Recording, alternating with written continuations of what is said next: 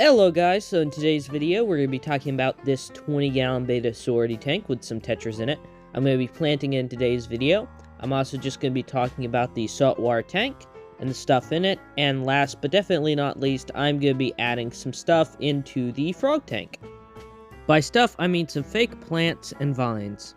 So these plants I'm going to be putting in this tank are the starting plants, aka not everything that's going to be in here, they're just going to get settled down in here so they can start growing and filling out the tank.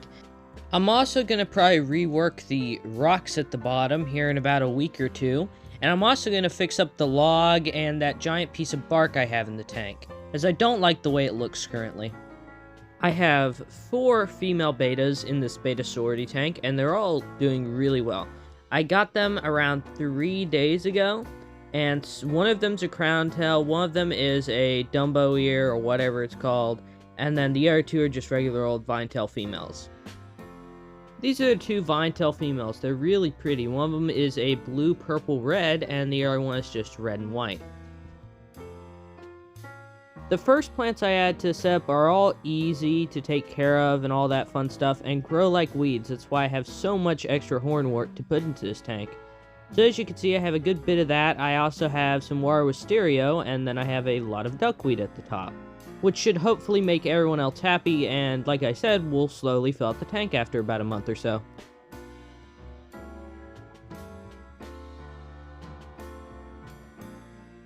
The plants will likely need to be moved once I rework the rocks and the wood, but for the time being they should be perfectly fine where I placed them. This tank has gone through many different styles, as it's the first tank that my family ever got. It was originally a family tank, it stayed that way for almost 5 years, and then got changed into just a me tank, and then has finally been moved into my room and out of the family living room, and has now been turned into a beta sorority tank. It was originally purchased in 2016, so this tank is pretty old. It's been running constantly since we bought it, and the filter and heater are still the original that we bought all that time ago. Actually, I think the heater might only be 3 years old because the old one broke. I think.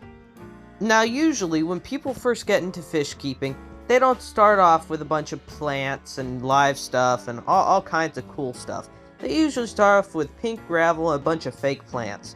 And we had blue gravel and fake plants. And I'm definitely happy to see this tank finally get turned into something beautiful and natural, as it so deserved to be. And I hope that will flourish with all these betas and our fish in it. So this is what the frog tank looked like about 6 hours ago. I ended up adding some suction cupped pipes to the top of the tank, so that way they would have more areas to climb on, and also for me to wrap the fake vines around, and fake plants.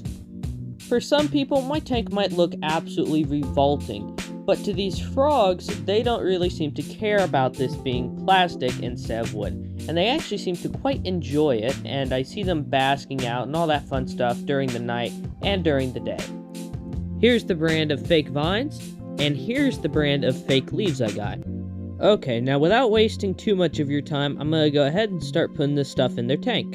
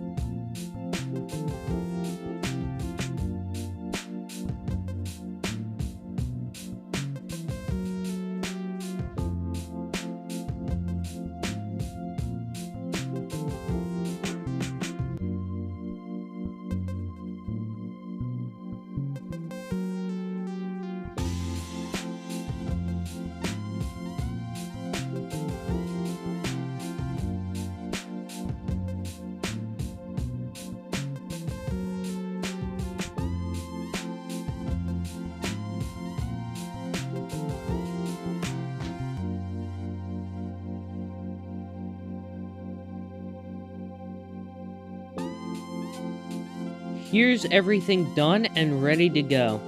Now, If I was trying to recreate the Amazon rainforest in a 15-year-old's room with plastic instead of wood, I did a perfect job in recreating it.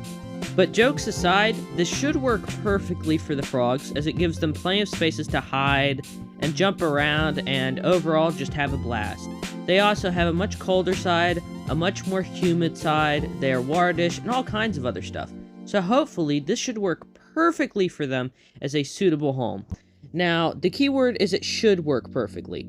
I have no experience. These are my first amphibians I've ever kept, unless you of course count aquatic frogs, which I don't think count. So hopefully, if I've done my research right, which I'm pretty sure I have, these guys should live a long, happy, and eventful life with me. Hopefully. Here's a video of one of the frogs on one of the plastic pipes, just kind of chilling there. This one in particular is named Fatty Fatty, as I mentioned in my last video, has been eating well, croaking, and just overall being a happy little fella. I'm gonna let y'all enjoy a little bit more frog content real quick, and then we'll switch over to the saltwater tank.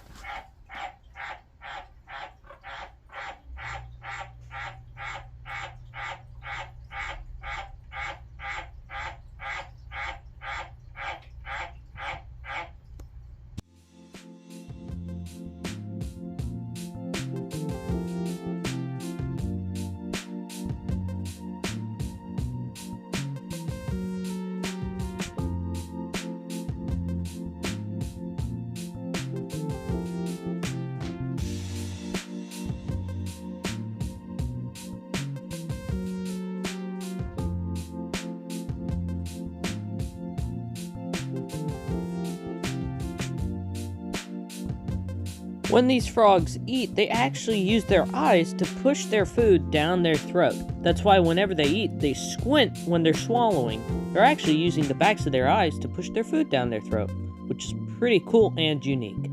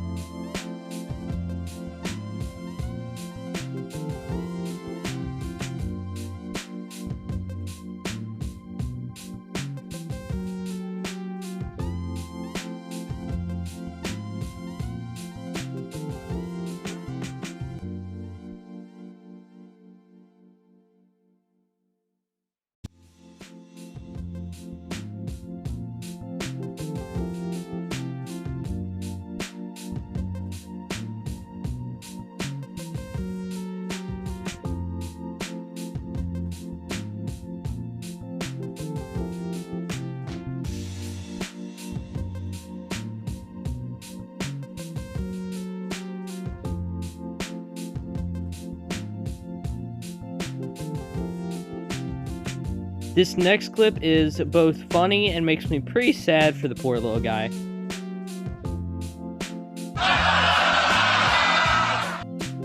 I have no clue what these tongs did to this poor frog, but they really hate them.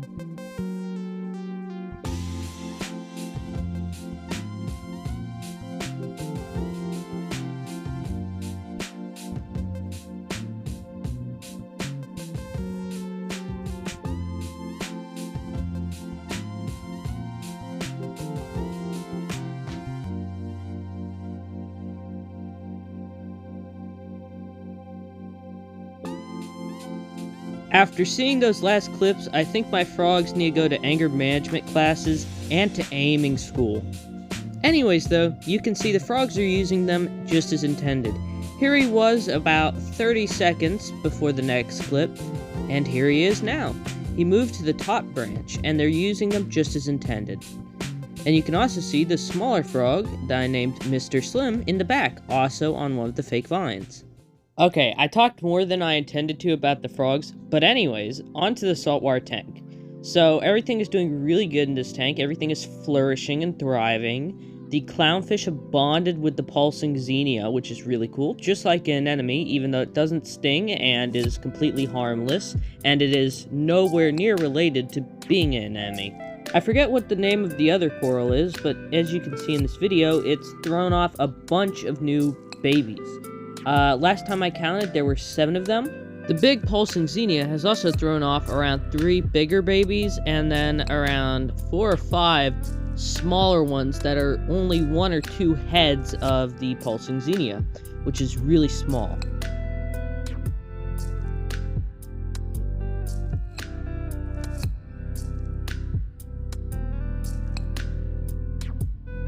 Here's Diego. When I first bought Diego, he was $20, and I really can't believe that price considering a fish that's pure blue is $11 and it's a quarter of the size of him.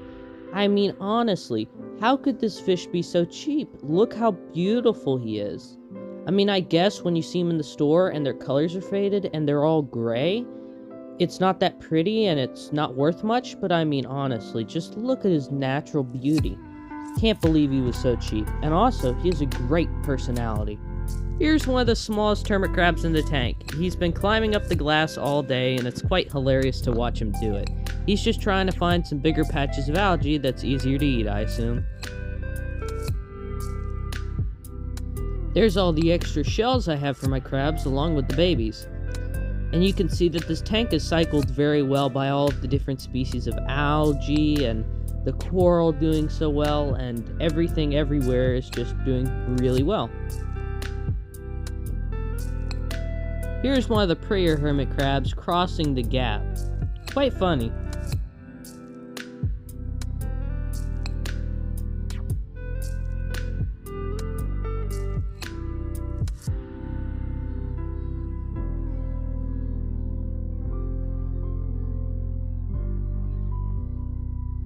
Here's both of my pretty hermit crabs next to one another. You can see they're pattering on their big crush claw, which is white with black, and then of course they have those orange and blue eyes. They're truly beautiful and stunning.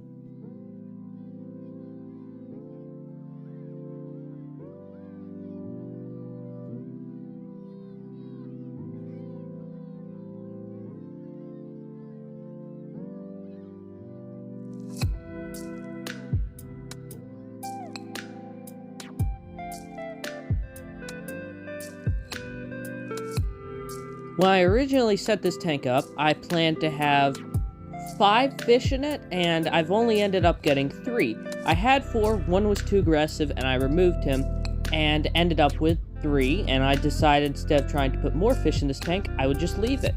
And I've got to say, I'm satisfied with the way it's come out, and hopefully, because I haven't added extra fish, I should actually be able to breed these clownfish. Likely it'll never happen, but maybe I might get them to, which would be pretty cool. Although adult female clownfish are 2 years old before they become sexually mature, I've only had mine for 9 months at this point, and she was an adult, so roughly a year old at this point. So I still have another year before I can even get to try to breed them. Even if I don't get to breed them, I don't particularly care. I still just enjoy giving them the best care I can and looking at them, because they're beautiful and stunning fish. Most people would consider these featherworms pests in their tank, and to be quite honest, I do. I consider their babies a pest, but the adults, they're beautiful little creatures, and personally, I don't see how people could find these things ugly or hideous. I mean, yeah, the tube's a little bit of an eyesore, but I mean, it's natural, it's nature, and it's beautiful.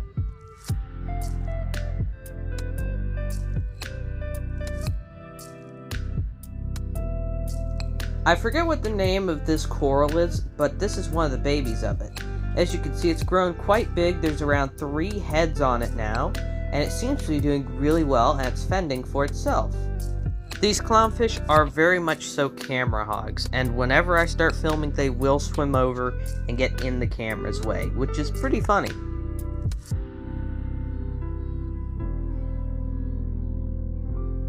Watch this as the clownfish hits the coral and it curls up into a defensive position.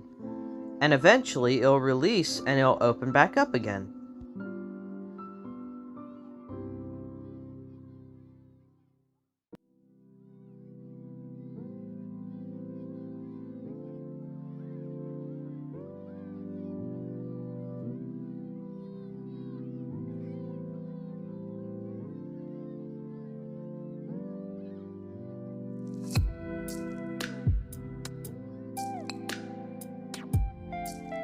And there you go, it's almost fully open. You can also see all of the netting on all of their little hands. They have a mouth in the middle of these little hands, which they pull all of the food towards, they eat, and then that's how they get their nutrients. It's very simple, very basic.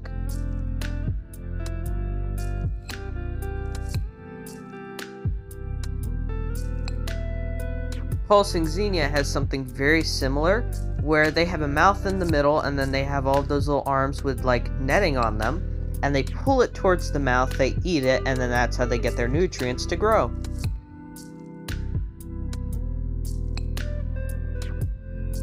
They almost look like feathers.